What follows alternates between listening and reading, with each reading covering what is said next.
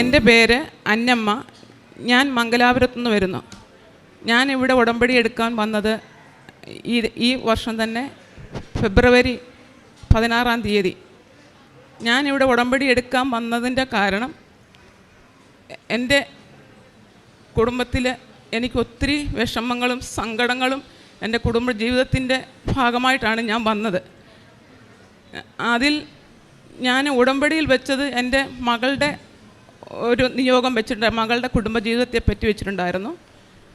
അവൾക്ക് കല്യാണം കഴിഞ്ഞ്, അതായത് ജനുവരിയിലാണ് കല്യാണം കഴിഞ്ഞത്. അവളെ ഞാൻ ഒത്തിരി എന്ന് വെച്ചാൽ എൻ്റെ കുടുംബത്തിൻ്റെ ഉത്തരവാദിത്തങ്ങൾ എല്ലാം ഞാൻ തന്നെയാണ് നടത്തുന്നത്. 2 മക്കളാണ് എനിക്കുള്ളത്, ഒരു മോളും മോനും. 2 പേരെയും എനിക്ക് യാതൊരു വരുമാനവും ഇല്ല വീട്ടിൽ. ഭർത്താവാണെങ്കിൽ കുടുംബത്തിൻ്റെ ഉത്തരവാദിത്വമൊന്നും ഇല്ലാതെ നടക്കുന്ന ഒരാളാണ്. പക്ഷേ എന്നാലും മക്കളുടെ ഉത്തരവാദിത്വം അമ്മയും അപ്പന്മാരും അവരുടെ ഉത്തരവാദിത്വം നടത്തേണ്ട ഒരു കർത്തവ്യം നമ്മൾക്കൊണ്ട് തന്നെ. ആ കാര്യങ്ങൾ ഞാനാണ് മക്കളുടെ കാര്യങ്ങളിൽ ഏറ്റെടുത്ത് മക്കളെ ഇത്രത്തോളം വെച്ചെങ്കിൽ 1 രൂപ പോലും എൻ്റെ കയ്യിലില്ലാതെ ഇരുന്ന ഞാനൊരു വീട്ടുവേല എടുത്താണ് മക്കളെ പഠിപ്പിച്ച് മക്കളെ ദൈവം തമ്പുരാൻ എൻ്റെ കൂടെ ഇരുന്ന് മക്കളെ 2 പേരെ, മോളെ നഴ്സിംഗ് പഠിപ്പിച്ച് അവളെ ഒരു ജോലിയിലാക്കിക്കുവാനും അവളെ പഠിപ്പിച്ച് ജോലിയിലായി അവളൊരു നല്ലൊരു കുടുംബത്തിലേക്ക് വിവാഹം കഴിച്ച് വിടുവാനും എനിക്ക് സാധിച്ചു. അത് ദൈവത്തിൻ്റെ വലിയൊരു കൃപയും കൊണ്ടാണ്. പക്ഷേ കല്യാണമൊക്കെ കഴിഞ്ഞിട്ട് എന്തോ ഒരു ചെറിയ അവളുടെ ഇപ്പം ഒരു വിഷമങ്ങൾ, സങ്കടങ്ങൾ, എപ്പം വിളിച്ചാലും അവൾക്ക് ദേഷ്യം. അവൾ നേഴ്സാണ്, കൂടാതെ ഇപ്പം അവൾ പ്രഗ്നൻറ്റും കൂടെ ആണ്. അപ്പോൾ എന്തോ വിഷമങ്ങൾ, സങ്കടങ്ങൾ എന്നോട് തുറന്നു പറയുന്നുമില്ല. പക്ഷേ എനിക്ക് ആ വിഷമം കാണുമ്പോൾ എനിക്ക് സഹിക്കാൻ പറ്റത്തില്ല. കാരണം ഞാൻ ഒത്തിരി കഷ്ടപ്പെട്ടാണ് അവളെ പഠിപ്പിച്ച് ജോലിയിലാക്കി അവളെ വിവാഹം കഴിച്ചു കൊടുത്തത്. ഒത്തിരി നല്ല രീതിയിലാണ് ഒത്തിരി അനുഗ്രഹപ്രദമായൊരു വിവാഹമാണ് നടന്നത് തന്നെ. പക്ഷേ ഇതെല്ലാം തന്നിട്ടും, അനുഗ്രഹിച്ചിത്രം തന്നിട്ടും ഇപ്പോൾ എന്ത് സംഭവിച്ചു എന്ന് എനിക്ക് മനസ്സിലാകുന്നില്ല. അപ്പം ഞാനിവിടെ വന്ന് ഉടമ്പടി എടുക്കാൻ വന്നതും അവരെയും കൂടെ കൊണ്ടുവന്നിട്ടുണ്ടായിരുന്നു. ഞാൻ മക്കളെ 3 പേരെ, മോനെയും മോളെയും മരുമോനെയും കൂടെ ഞാൻ ഉടമ്പടി എടുക്കാൻ വന്നപ്പോൾ അമ്മയുടെ ഈ മണ്ണിൽ അവരെ പാദം ചവിട്ടിച്ച് അവരുടെ അമ്മയുടെ അനുഗ്രഹം അവർക്ക് കിട്ടുമെന്നുള്ള പ്രതീക്ഷയും കൊണ്ട് ഞാൻ അവരെ കൊണ്ടുവന്നിട്ടാണ് അവരെ കൊണ്ടുപോയത്. ഞാൻ ഇവിടെ പോയി കഴിഞ്ഞപ്പോഴാണ് പിന്നെയും കുറച്ചുകൂടെ വിഷമങ്ങൾ കൂടുതലായിരുന്നു. ഞാൻ അമ്മയോട് പറഞ്ഞു, അമ്മേ എനിക്ക് എവിടെയാണ് തെറ്റ് പറ്റിയത്? ഞാൻ എന്ത് കാര്യം ചെയ്തപ്പോഴും ഞാൻ ഈശോയോട് ചോദിച്ചിട്ടാണ് മക്കളുടെ കാര്യത്തിന്, ഓരോ കാര്യത്തിന് ഇറങ്ങുമ്പോഴും ചോദിച്ചിട്ടാണ് ചെയ്യുന്നത്. വിവാഹം കഴിച്ചപ്പോഴും പഠിപ്പിക്കാൻ വിട്ടപ്പോഴും എല്ലാം ചോദിച്ചിട്ടാണ്. പിന്നെ എനിക്ക് എവിടെയാണ് തെറ്റ് പറ്റിയത്? ഞാൻ എന്താ ചെയ്യേണ്ടത് എന്ന് ഞാൻ ഈശോയോട് ചോദിക്കുമ്പോൾ ഞാൻ അച്ഛൻ്റെ ആരാധനയിൽ ടോക്ക് കേട്ടപ്പം അച്ഛൻ അതിൽ പറഞ്ഞു. അപ്പം അതിനകത്ത് പറയുന്നുണ്ട്, നിങ്ങൾ അനുഗ്രഹിക്കാൻ മാത്രം പ്രാർത്ഥിച്ചാൽ പോരാ, അനുഗ്രഹം അത് അനുഭവത്തിലാക്കാൻ വേണ്ടി പ്രാർത്ഥിക്കണമെന്ന്. അപ്പം ഞാനിന് മുന്നേ എനിക്ക് എവിടെ മാതാവ് എനിക്ക് വെളിപ്പെടുത്തി തരണം, ഞാൻ എന്ത് പ്രായശ്ചിത്തം ചെയ്യേണ്ടേ, ഞാൻ അത് ചെയ്തോളാം, എൻ്റെ മക്കൾ സന്തോഷമായിട്ട് കഴിയുന്ന കാണണം, അതാണ് എൻ്റെ. അപ്പം അച്ഛൻ ഇങ്ങനെ പറയുന്ന കേട്ടു. അപ്പം ഞാൻ പ്രായശ്ചിത്തമായിട്ട് ഞാൻ എന്ത് വേണം ചെയ്താന്ന് പറഞ്ഞു. ഞാൻ രാത്രി 3 മണിക്ക് എണ്ണീറ്റ് ഈ മക്കൾക്ക് വേണ്ടി അവരുടെ സന്തോഷകരമായ കുടുംബജീവിതം നയിക്കുന്നതിനെ കാണാൻ വേണ്ടി അമ്മയുടെ അങ്കി കീഴിൽ അവരെ പൊതിഞ്ഞ് സംരക്ഷിക്കുന്നതിന് വേണ്ടിയിട്ട് ഞാൻ 3 മണിക്ക് എണ്ണീറ്റ് പ്രതീക്ഷിക്കാത്ത പ്രാർത്ഥനയും വിശ്വാസ പ്രമാണവും സ്വർഗസ്നായ പിതാവേ 7 പ്രാവശ്യം വെച്ച് ചൊല്ലി 3 ദിവസം ചൊല്ലി കഴിഞ്ഞപ്പം ആ 3-ാം ദിവസം മക്കൾ തമ്മിൽ അങ്ങോട്ടും ഇങ്ങോട്ടും വിളിക്കുകയും സന്തോഷമായി സംസാരിക്കുകയും, അത് കഴിഞ്ഞപ്പോൾ തൊട്ട് അവൾ എന്നോട് വിളിക്കുമ്പോൾ സന്തോഷമായിട്ട് സംസാരിക്കുകയും 2 പേരും ഇപ്പോൾ എപ്പോഴും നല്ല രീതിയിൽ തന്നെ പഴയ ഞാൻ എപ്പോൾ എങ്ങനെ കാണാൻ തുടങ്ങിയോ അതേപോലെ ആയിട്ടുണ്ട്. അത് അമ്മയുടെ വലിയൊരു ഇടപെടലും കൊണ്ടാണ് എനിക്ക് അത് അമ്മ മാതാവ് അവരെ അനുഗ്രഹിച്ചു എന്ന് ഞാൻ വിശ്വസിക്കുന്നു. അത് കഴിഞ്ഞ് ഞാൻ ഇവിടെ വന്ന് ഉടമ്പടി എടുക്കാൻ വരുമ്പോൾ എനിക്ക് മുട്ടുമടക്കത്തില്ലായിരുന്നു. മുട്ടുമടക്കി ഞാൻ മുട്ടകുത്തി നിന്ന് ഒരു ജപമാലയുടെ ഒരു രഹസ്യം പോലും എനിക്ക് പറയാൻ പറ്റത്തില്ലായിരുന്നു. എത്ര നാളായിട്ടുണ്ടത്? പക്ഷേ എനിക്ക് ഒരു 10-12 വർഷത്തോളമായിട്ട് അങ്ങനെയായിരുന്നു. പക്ഷേ ഞാനിവിടെ ഉടമ്പടി എടുത്ത് പോയി കഴിഞ്ഞപ്പം ഞാൻ അന്ന് തൊട്ട് ഞാൻ എന്ത് പ്രാർത്ഥിക്കും, ഞാൻ മുട്ടയെ കുത്തി നിന്നാണ് പ്രാർത്ഥിക്കുന്നത്. ഇപ്പോൾ എനിക്ക് 1 മണിക്കൂർ മേളിൽ വേണമെങ്കിലും എനിക്ക് മുട്ടയെ കുത്തി നിന്ന് പ്രാർത്ഥിക്കാൻ സാധിക്കുന്നുണ്ട്. ഇത് അമ്മ മാതാവിൻ്റെ വലിയൊരു ഇടപെടലും കൊണ്ടാണ് എനിക്ക് സാധിക്കുന്നത്. അത് കഴിഞ്ഞ് എനിക്ക് 10-12 വർഷം മുന്നേ തന്നെ ചിക്കൻ ഗുനിയ വന്നായിരുന്നു. ചിക്കൻ ഗുനിയ വന്നു കഴിഞ്ഞപ്പോൾ എനിക്ക് കാല് മടക്കി ഇങ്ങനെ തറയിലിരിക്കത്തില്ലായിരുന്നു. ഞാൻ പള്ളിയിലൊക്കെ പോകുമ്പോൾ എനിക്ക് തറയിരുന്ന് കുർബാന കാണാനോ തറയിലിരിക്കാനോ പറ്റത്തില്ല. എന്നെക്കാളും പ്രായമുള്ള അമ്മച്ചിമാരൊക്കെ തറയിലിരിക്കുമ്പോൾ എനിക്ക് വിഷമമായിരുന്നു. എനിക്ക് മേളിലിരുന്ന് ഞാൻ ഇരിക്കണം. അപ്പോൾ ഞാൻ അന്ന് ഇവിടെ ഉടമ്പടി എടുക്കാൻ വന്നപ്പോൾ ഇവിടെ അച്ഛൻ്റെ കുർബാനയുടെ സമയത്ത് വചനം പ്രഘോഷിച്ചപ്പോൾ ഞാൻ ഇവിടെ ഇരുന്നുകൊണ്ട് എനിക്ക് ഒരു മിനിറ്റ് പോലും എനിക്ക് കാലിങ്ങനെ മടക്കത്തില്ല. ഞാനിങ്ങനെ അങ്ങോട്ടും ഇങ്ങോട്ടും ഉരുണ്ടും പിറഞ്ഞും കിടന്നാണ് ഞാൻ ഇവിടെ ഇരുന്നത്. അന്ന് ഞാൻ അമ്മയുടെ മുന്നിൽ പറഞ്ഞു, എനിക്ക് ഇനി അമ്മയുടെ മുന്നേ വരുമ്പോൾ എനിക്ക് കാല് മടക്കി ചുവയിരുന്ന് എനിക്ക് കുർബാനയിൽ പങ്കുകൊള്ളണം, ആരാധനയിലും ഒക്കെ എനിക്ക് ചുവയിരിക്കണം, ഇരുന്ന് എനിക്ക് വചനം ശ്രദ്ധിക്കണം എന്ന് പ്രാർത്ഥിച്ചു. അതിൻ്റെ ഫലമായി എനിക്കിപ്പം എത്ര നേരം വേണമെങ്കിലും എന്തായാലും 10-15 മിനിറ്റോളം ഞാൻ വേണമെങ്കിൽ കാല് മടക്കിയിരുന്ന് ഇരിക്കാൻ പറ്റും ഇപ്പം. അത് ഈ അമ്മയുടെ വലിയ ഇടപെടലും കൊണ്ടാണ് ഞാൻ വിശ്വസിക്കുന്നു. അത് കഴിഞ്ഞ് എൻ്റെ മോള് പ്രഗ്നൻ്റ് ആണല്ലോ. അവൾക്ക് 2 മാസമായപ്പം അവൾക്ക് ചുമയും കഫക്കെട്ടും ശ്വാസമുട്ടലും ഉണ്ടായിരുന്നു. അത് ഞാൻ ഇവിടുന്ന് കൊണ്ടുവന്ന ഉടമ്പടി വസ്തുക്കൾ, അതായത് വിശുദ്ധ തൈലവും തേനും ഉപ്പും, അവൾ ഹോസ്റ്റലിൽ താമസിക്കുക.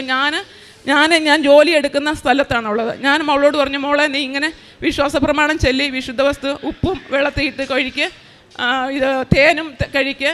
അവൾ അതുപോലെ ചെയ്തു. ഞാനും അവളെ മനസ്സിൽ വിചാരിച്ച് ഞാനും അതുപോലെ അവൾക്ക് വേണ്ടി വിശ്വാസ പ്രമാണം പ്രാർത്ഥിച്ച് ചെയ്തു. അതിൻ്റെ ഫലമായി ആ ചുമ, ആ കഫക്കെട്ടും അന്ന് 2-ാം മാസത്തിൽ തുടങ്ങിയ ആ ചുമയും കഫക്കെട്ടും ഇന്നിപ്പോൾ അവൾ 7-ാം മാസത്തിലായി. ഇതുവരെ അതിൽ പിന്നെ അവൾ ചുമച്ചിട്ടില്ല, കഫക്കെട്ടില്ല, യാതൊന്നുമില്ല. അതെല്ലാം പൂർണ്ണമായി അവൾക്ക് സൗഖ്യം നൽകി. അത് കഴിഞ്ഞ് അതേ സമയത്ത് തന്നെ അവൾക്ക് ഈ പ്രഗ്നൻ്റ് ആയിരിക്കുന്ന സമയത്ത് മോഷൻ ശരിക്കും പോയില്ലെങ്കിൽ അതിൻ്റെതായ വിഷമങ്ങൾ, അസ്വസ്ഥതകൾ ഒത്തിരി ഉള്ളതാണല്ലോ. അവൾക്ക് 3-4 ദിവസവും ആയാലും വയറ്റിൽ നിന്ന് പോകത്തില്ലായിരുന്നു, മോഷൻ പോകത്തില്ലായിരുന്നു. അതും എന്നോട് പറയുമായിരുന്നു. ഞാൻ അന്നേരവും പറഞ്ഞു അവളോട്, മോളെ നീ ഉപ്പ് വെള്ളത്തിൽ വിശ്വാസ പ്രമാണം ചൊല്ലി ഈ ഉടമ്പടി ഉപ്പ് ഇട്ട് നീ തേനും ഉപയോഗിക്കുക, നീ അത് ഉപയോഗിച്ച് കഴിക്കുക. അത് ചെയ്തതിൻ്റെ ഫലമായി അവൾക്ക് അന്ന് തന്നെ വയറ്റിൽ നിന്ന് പോവുകയും സമാധാനമാവുകയും, അതും അമ്മയുടെ വലിയ ഇടപെടലാണ്. അത് കഴിഞ്ഞ് വലിയൊരു സാക്ഷ്യം, എൻ്റെ നാത്തൂന് ഞാനിവിടുന്ന് ഉടമ്പടി എടുത്ത് പോയി കഴിഞ്ഞപ്പം നാത്തൂന് 1 വർഷം കൊണ്ടായിട്ട് ഇങ്ങോട്ട് നാത്തൂന് ഒരു തലകറക്കവും, പിന്നെ പുള്ളിക്കാരി തല കറങ്ങി വീഴുക അങ്ങനെയൊക്കെ ഉണ്ടായിരുന്നു. അത് നാത്തൂന് ഹോസ്പിറ്റലിൽ പോയി ടെസ്റ്റ് ചെയ്യുമ്പം ബി പി ലോ എന്ന് പറഞ്ഞ് ഡോക്ടർമാർ ഗുളിക കൊടുത്തു. അത് കുറച്ച് നാൾ കഴിഞ്ഞപ്പോഴത്തേക്കിനെ പുള്ളിക്കാരി കൂടി വന്നു. ഒരു സൈഡ് അങ്ങ് ഒരുമാതിരി തളർന്നു പോകുന്ന പോലെ, വീഴാൻ പോകുന്ന പോലെ ആയി. അത് കഴിഞ്ഞിട്ട് പുള്ളിക്കാരി പിന്നെ ഒരു വലിയൊരു ഹോസ്പിറ്റലിൽ പോയി ഡോക്ടറെ കാണിച്ചപ്പം അത് സ്കാൻ ചെയ്യണമെന്ന് പറഞ്ഞു. അങ്ങനെ ഇരിക്കുമ്പോഴാണ് ഞാൻ ഇവിടെ ഉടമ്പടി എടുത്ത് കഴിഞ്ഞിട്ട് തിരിച്ചു ചെല്ലുമ്പോഴാണ് ചേച്ചിക്ക് ഇത്രയും അസുഖം കൂടി വന്നത്. അപ്പം ഞാൻ ഇവിടുന്ന് ഈ കാല് വയ്യ, നടക്കാൻ മേലാന്ന് പറഞ്ഞപ്പോൾ ഞാനും എൻ്റെ മോനും കൂടെ ചേച്ചിയെ കാണാൻ പോയപ്പം ഞാനിവിടുന്ന് കൊണ്ടുപോയ ഉടമ്പടി വസ്തുക്കൾ കൊണ്ടുപോയിട്ടുണ്ടായിരുന്നു. അപ്പോൾ ചേച്ചിക്ക് നടക്കാൻ പിടിച്ച് നടക്കുന്ന കണ്ടപ്പോൾ ചേച്ചിക്ക് ഞാൻ പറഞ്ഞു, ചേച്ചി വിശ്വസിച്ച് ഈ ഉടമ്പടി വസ്തു ഈ തൈലം തൂത്ത് ചേച്ചി വിശ്വാസ പ്രമാണം ചൊല്ലി വിശ്വാസത്തോടെ പ്രാർത്ഥിച്ച് ഉപയോഗിക്കുക, അപ്പം ചേച്ചിയുടെ ഇത് വേദന മാറുമെന്ന് പറഞ്ഞു. അങ്ങനെ ചേച്ചി ചെയ്തു. പക്ഷേ ചേച്ചിക്ക് ചെയ്താൽ തന്നെ ചേച്ചിക്ക് പിന്നെ ഈ അസുഖം കൂടിക്കൊണ്ട് വന്നു. ചേച്ചി അങ്ങനെ ഇരിക്കുമ്പോൾ പിന്നെ ഒരു സ്കൂളിൽ ജോലിക്ക് പോയപ്പം ചേച്ചി അവിടെ തല കറങ്ങി വീണപ്പം ചേച്ചി ഹോസ്പിറ്റലിൽ പോയപ്പം ചേച്ചിയോട് പറഞ്ഞു MRI എടുക്കണമെന്ന് പറഞ്ഞു. അങ്ങനെ MRIയും CT സ്കാനൊക്കെ ചെയ്യാൻ പറഞ്ഞു. ചെയ്തപ്പം ചേച്ചിക്ക് വന്നത്, ചേച്ചിക്ക് തലയിൽ ബ്രെയിൻ ട്യൂമർ. അപ്പം ചേച്ചി ഞങ്ങളെല്ലാവരും ഒത്തിരി വിഷമിച്ച് തളർന്നു പോയി. എന്ത് ചെയ്യും? ചേച്ചിയാണ് ആ കുടുംബത്തിൻ്റെ അത്താണി, ചേച്ചിയാണ് ആ കുടുംബത്തിൻ്റെ എല്ലാ ഉത്തരവാദിത്തങ്ങളും നോക്കുന്നത്. അങ്ങനെ ഇരിക്കുന്ന ചേച്ചിക്ക് ഇങ്ങനെ ഒരു അവസ്ഥ വന്നാൽ എന്ത് ചെയ്യും? ഞാൻ മാതാവിനോട് പ്രാർത്ഥിച്ചു, ചേച്ചിയോടും പറഞ്ഞു, ചേച്ചിക്കൊരു കുഴപ്പവും വരത്തില്ല, ചേച്ചി വിശ്വാസത്തോടെ ഈ ഉടമ്പടി വസ്തുക്കൾ ഉപയോഗിച്ച് ചേച്ചി തൈലം പുരട്ടി വിശ്വാസത്തിൽ കുരിശ് വരച്ച് പ്രാർത്ഥിച്ചിട്ട് ചേച്ചി ഓപ്പറേഷന് പോയാൽ മതിയെന്ന് പറഞ്ഞു. ഞാനും അതുപോലെ തന്നെ ചെയ്യാമെന്ന് പറഞ്ഞു. അങ്ങനെ ചേച്ചി ഹോസ്പിറ്റലിൽ പോയി കഴിഞ്ഞപ്പോൾ ഡോക്ടർമാർ പറഞ്ഞു, ഈ ഓപ്പറേഷൻ ചെയ്ത് കഴിഞ്ഞാൽ അത് ചേച്ചിക്ക് ബ്രെയിൻ ട്യൂമർ എന്ന് പറഞ്ഞാൽ സാധാരണ ഇതല്ല, അത് നരമ്പിൻ്റെ ഇടയ്ക്കാണ് ഇത് വന്നേക്കുന്നത്. അപ്പം ഒത്തിരി ക്രിട്ടിക്കലാണത്. ഓപ്പറേഷൻ ചെയ്ത ചേച്ചി ആരോഗ്യത്തോടെ കിട്ടും, ജീവൻ തന്നെ തിരിച്ചു കിട്ടുന്ന സംശയമാണ് ഡോക്ടർമാർ പറഞ്ഞത്. 3 സ്റ്റേജാണ് പറഞ്ഞത്. ഒന്നെങ്കിൽ കോമ സ്റ്റേജിൽ പോകും, അല്ലാന്നുണ്ടെങ്കിൽ ആളിൻ്റെ ജീവൻ തന്നെ പോകും, ഇല്ല ദൈവത്തിൻ്റെ എന്തെങ്കിലും വലിയ ഇടപെടലോടെ മാത്രം ജീവനോടെ കിട്ടും എന്നാണ് ഡോക്ടർമാർ പറഞ്ഞിരുന്നത്. അപ്പോൾ അത് കേട്ടപ്പോൾ ഞങ്ങൾക്ക് ഒത്തിരി വിഷമമായി. ഞാൻ ചേച്ചിയോട് പറഞ്ഞു, ചേച്ചിക്ക് ഒരു കുഴപ്പവും വരത്തില്ല, ചേച്ചി വിശ്വാസ പ്രമാണം ചൊല്ലി ഈ ഉടമ്പടിത്തൈലം ചേച്ചി എവിടെയാണ് ഓപ്പറേഷൻ ചെയ്യേണ്ടി ആ ഭാഗത്ത് പുരട്ടി കുരിശ് വരച്ച് ചേച്ചി ഉപ്പും തേനും ഉപയോഗിച്ച് ചേച്ചി ഓപ്പറേഷൻ തിയേറ്ററിൽ പോകുമ്പോഴും ചെയ്യുക, അതുപോലെ ഞാൻ ആ സമയത്ത് ഞാനും പ്രാർത്ഥിച്ചോളാം എന്ന് പറഞ്ഞു. അങ്ങനെ ചേച്ചി അതുപോലെ തന്നെ ചെയ്തു. ചേച്ചി ഓപ്പറേഷൻ തിയേറ്ററിൽ കയറിയപ്പോഴും എന്നെ വിളിച്ച് പറഞ്ഞു ഓമനെ പ്രാർത്ഥിക്കണം. ചേച്ചി കയറിയപ്പോൾ അതുപോലെ ചെയ്തോണ്ടാണ് കയറിയത്. കയറിയപ്പോൾ ഞാൻ എൻ്റെ റൂമിൽ, ഞാൻ ഒരു ജോലി സ്ഥലത്താണ് നിൽക്കുന്നത്, ആ വീട്ടിലെ റൂമിൽ ഞാൻ വാതിലടച്ചിട്ടിട്ട് ഈ ചേച്ചിക്ക് വേണ്ടിയിട്ട് തിരി കത്തിച്ച് വെച്ചിരുന്ന് കരഞ്ഞ് ഞാൻ മുട്ടിപ്പായി പ്രാർത്ഥിച്ചു. ചേച്ചിക്ക് ഒരു കുഴപ്പവും വരുത്തരുത്. കാരണം ആ ചേച്ചിയാണ് ആ കുടുംബത്തിൻ്റെ കാര്യങ്ങൾ എത്തുന്നത്. അളിയന് സുഖമില്ല, അളിയൻ ഒരു ഹാർട്ട് പേഷ്യൻ്റാണ്. അപ്പോൾ ചേച്ചിയാണ് ആ കുടുംബത്തിൻ്റെ കാര്യങ്ങളൊക്കെ നോക്കുന്നത്. ചേച്ചിക്കും കൂടി ഇങ്ങനെയായ ഒരു മോനുണ്ട്. ആ മോൻ്റെ കാര്യം ആരും നോക്കും? അവൻ മാതാവേ ചേച്ചിക്ക് ഒരു കുഴപ്പം വരരുത്, ചേച്ചിയെ പഴയതുപോലെ ആയി, ചേച്ചി പഴയ പോലെ ജോലി ചെയ്യാനുള്ള ആരോഗ്യത്തെ ചേച്ചിക്ക് തിരിച്ച് കൊടുക്കണം, തരണം മാതാവേ എന്നും പറഞ്ഞ് ഞാൻ പ്രാർത്ഥിച്ചുകൊണ്ടിരുന്നു. അങ്ങനെ ചേച്ചി ഓപ്പറേഷൻ കഴിഞ്ഞു. ഓപ്പറേഷൻ ഒരു കുഴപ്പമില്ലാതെ സക്സസ് ആയി. അത് ഡോക്ടർമാർ പറഞ്ഞത് 3 ഇതാണ് പറഞ്ഞത്. ഒന്നെങ്കിൽ കോമ സ്റ്റേജിൽ പോകും, അല്ലാന്നുണ്ടെങ്കിൽ ആളിൽ ജീവൻ തന്നെ കിട്ടത്തില്ല. 3ാമത്തെ ദൈവത്തിൻ്റെ ഇടപെടലിൽ മാത്രമേ ആൾ പൂർണ്ണമായി ആരോഗ്യത്തോടെ കിട്ടൂ എന്ന് പറഞ്ഞ്.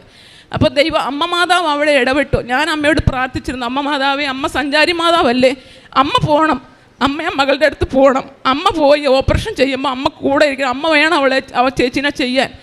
അമ്മ ചെയ്ത് ആ ഓപ്പറേഷൻ സക്സസ് ആയെന്ന് പുള്ളിക്കാരി തിരിച്ച് വരണം. അതാണ് അങ്ങനെ പ്രാർത്ഥിച്ചിരുന്നു. ആ പ്രാർത്ഥനയുടെ ഫലമായി ചേച്ചി കഴിഞ്ഞ 4-ാം തീയതിയാണ്, കഴിഞ്ഞ മാസം ഏപ്രിൽ 4-ാം തീയതിയാണ് ഓപ്പറേഷനായത്. ഇത്രയും വലിയ ക്രിട്ടിക്കലായിരുന്ന ഓപ്പറേഷൻ ചെയ്ത ആ ചേച്ചി 4-ാം തീയതി ഓപ്പറേഷൻ ആയ ചേച്ചി 16-ാം തീയതി ചേച്ചി ഡിസ്ചാർജായി ചേച്ചി വീട്ടിൽ വന്നു. ചേച്ചി വെച്ചെങ്കിൽ അത്രയും പെട്ടെന്ന് മാതാവ് ചേച്ചിയുടെ കൂടെ ഓപ്പറേഷനായി ഇരുന്ന കുറേ ചേച്ചിയുടെ കൂടെ ഓപ്പറേഷനായിരുന്ന കണ്ണ് പോലും തുറക്കാതെ 20 ദിവസമായിട്ടും കണ്ണ് തുറക്കാത്ത പേഷ്യൻറ്റുകൾ ഇനി ആ വാർഡിൽ ഇപ്പോഴും ഉണ്ടെന്നാണ് ചേച്ചി പറയുന്നത്.